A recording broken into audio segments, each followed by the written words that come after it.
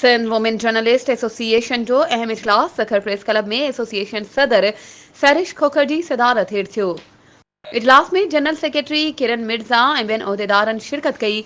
इजलास जो मक़सदु दिसंबर में मुनक़िद थींदड़ सालियाने फैमिली फन गाला 2024 जी तयारियुनि ऐं शेड्यूल खे हतमी शक्ल ॾियणु हो, जंहिं ते सभिनी पंहिंजी राय ऐं तजवीज़ूं ॾिनियूं। फैमिली फन गाला 2024 में सखर प्रेस क्लब जे मेंबरनि जी फीमेल्स औरतुनि ऐं ॿारनि लाइ रंगारंग मुक़ाबला ऐं तक़रीरी प्रोग्राम 29 डिसंबर 2024 ते सखर प्रेस क्लब में मुनक़िद कयो वियो आहे, जंहिं में मेंबरनि जूं घरवारियूं, न्याणियूं ऐं नाबालिग ॿार शिरकत कंदा।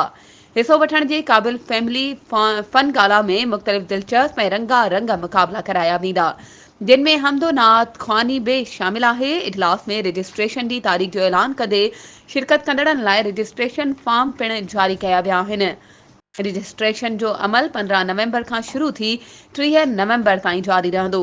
इजलास में समूरनि मेंबरनि खे हिदायत कई वई आहे त हू पंहिंजे घरवारनि जी बर वक़्त रजिस्ट्रेशन करे शिरकत खे यकीनी बणाइनि।